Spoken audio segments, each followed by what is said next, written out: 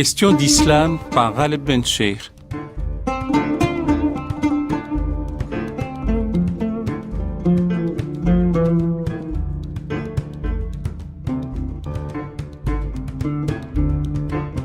Bonjour et bienvenue à l'émission Question d'Islam, votre émission. J'ai un grand plaisir de recevoir aujourd'hui le professeur Gabriel Martinez-Gros.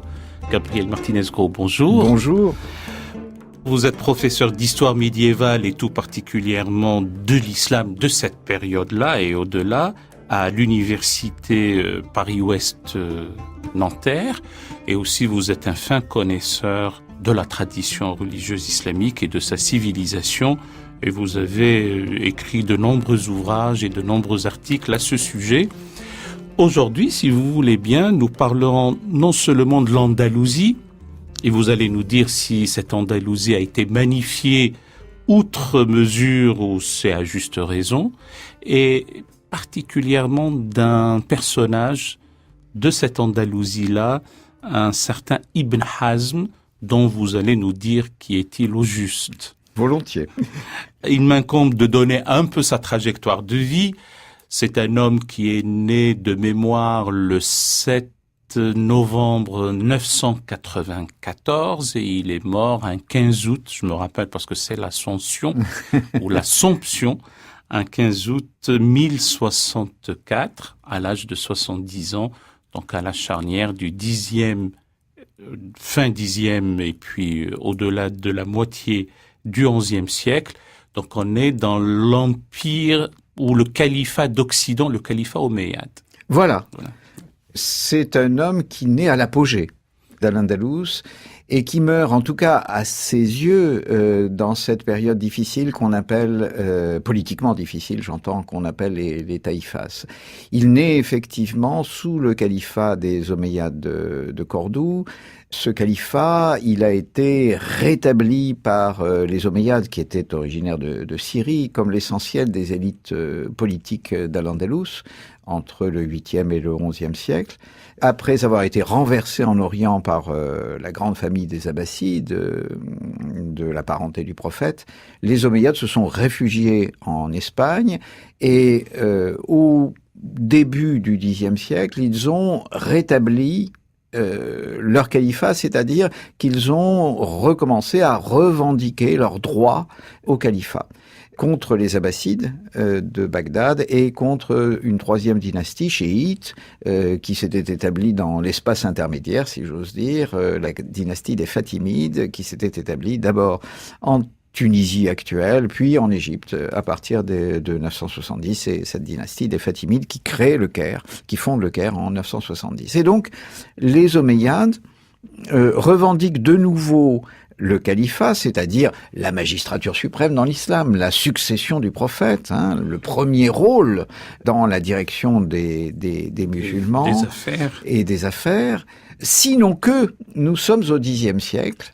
C'est-à-dire que à Bagdad, au 8e, à la fin du 8e, au 9e siècle surtout, et au début du 10e siècle, s'est constitué ce qu'on peut appeler la civilisation de l'islam. Et la civilisation de l'islam classique, c'est-à-dire une extraordinaire confluence, une extraordinaire convergence de tous les patrimoines, de toutes les terres que l'islam avait occupées au moment de ses conquêtes, au 7e, 8e siècle. Et ces terres sont les plus anciennes du monde, bien entendu.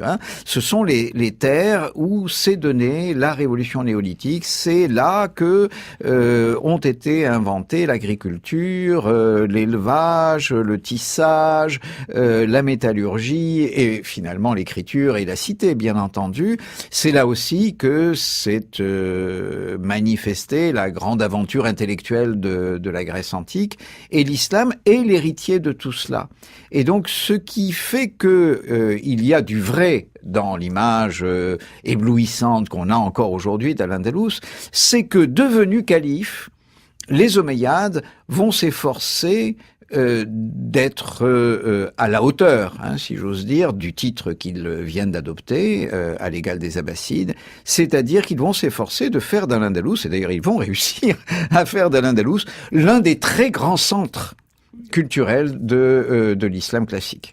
Il va y avoir une heureuse émulation, pour ne pas dire rivalité, entre Bagdad d'un côté et Cordoue, la perle de l'univers, comme on l'appelait de l'autre, et notre ami, si je puis dire, Ibn Hazm, si je devais lui donner son nom au complet, mais dans la version courte, c'est Abu Muhammad Ali Ibn Hazm, de noble ascendance. Donc il naquit à Cordoue, il mourra plus tard à Huelva, donc il reste dans l'Andalousie Voilà.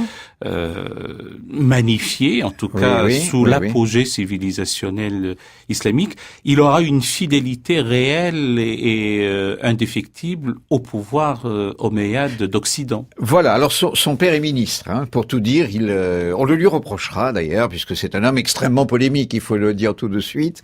C'est un homme de mauvais caractère. Voilà, il est le ministre du calife et en réalité de celui qui exerce la réalité du pouvoir califal à la fin du Xe siècle, qui est le fameux Al-Mansour, c'est-à-dire l'homme qui a mené les très fameuses campagnes les plus victorieuses et les plus audacieuses à l'intérieur du territoire chrétien du nord de l'Espagne, puisque Al-Mansour est allé jusqu'à prendre Saint-Jacques et à piller Saint-Jacques de Compostelle en 997. C'est le point probablement le plus avancé dans la péninsule ibérique, en tout cas, qu'une armée musulmane n'ait jamais atteinte. En même temps que Al-Mansour, il faut le dire, mais ça n'a pas grand-chose à voir avec Ibn Hazm, encore que, recrute de part et d'autre, si j'ose dire, au sud, au Maghreb, et au nord, dans les pays chrétiens, et en particulier dans l'Espagne du nord, de la péninsule, il recrute des soldats et des guerriers pour ses armées.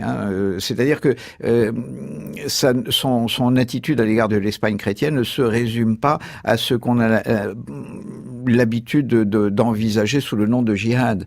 C'est certes un djihad, mais c'est aussi une réduction à protectorat et une entrée en quelque sorte des élites chrétiennes dans la mouvance, dans l'organisation politique du califat omeyyade de Cordoue. Son fils, qui est renversé et qui va mourir dans la révolution de Cordoue de 1010, mourra aux côtés d'un comte chrétien qui sera son dernier fidèle. C'est assez remarquable. Donc Ibn Hazm naît fils de ministre plus exactement. Il naît au cœur du califat. Il est visiblement, il nous le dit dans le livre dont on va parler d'ailleurs, qui est un peu son livre autobiographique, peut-être dans une certaine mesure, Le Collier de la Colombe. Il naît dans une maison très vaste, avec de nombreux esclaves, avec de nombreux clients, avec une autorité sociale indiscutable, et dans un milieu qui est celui du cercle le plus étroit du pouvoir omeyyade et du pouvoir d'Al-Mansour. Alors sa famille est certes de noble extraction, lui-même a une charge de vizira aussi. Tout à fait. Alors il y a un débat, mais ça c'est vous qui allez le trancher, Gabriel Martinez-Gros, sur sa lignée. Est-ce que il est sur 2 siècles, ça remonte à des chrétiens de l'Andalousie, ou est-ce qu'il vient, est-ce qu'il est de souche arabe, comme on dit, ou persane même? On ne le sait pas, ça, ce n'est pas encore tranché. Alors lui dit effectivement qu'il est d'origine persane. Ses ennemis, puisqu'il en a, et en particulier le grand historien d'Al-Andalus au XIe siècle, Ibn Hayyan, qui est comme lui du parti omeyyade, du parti de la nostalgie omeyyade, puisque l'un et l'autre vont voir s'effondrer cette dynastie des Omeyyades qu'ils aiment et qu'ils ont servi. Donc Ibn Hayyan, qui n'en était pas moins son ennemi personnel, dit qu'il est d'origine chrétienne, que sa famille est d'origine chrétienne, ce qui n'est pas un compliment évidemment dans la bouche d'Ibn Hayyan. Voilà, tout simplement parce que ça nous introduit déjà un peu au personnage. Ibn Hazm est un homme d'une certaine rigueur intellectuelle et même d'une certaine rigueur religieuse. Et Ibn Hayyan lui reproche de l'être alors que ses ancêtres étaient chrétiens, peut-être son grand-père, peut-être son arrière-grand-père. C'est très possible. N'oublions pas qu'il avoue à demi cette origine chrétienne, parce que, en fait, le nom le plus fréquent pour désigner les chrétiens, et surtout la langue, si j'ose dire, chrétienne, c'est-à-dire l'ancêtre qu'on ne connaît pratiquement pas, de l'espagnol d'aujourd'hui, qu'on parlait en Andalousie dans les milieux chrétiens ou dans les milieux d'origine indigène, cette langue romane, en arabe s'appelle la rajami. Or, Ajam, c'est la manière dont on désigne en général les chrétiens, c'est-à-dire les étrangers, mot à mot étrangers aux Arabes, bien entendu. Les non-arabophones. Voilà, les non-arabophones.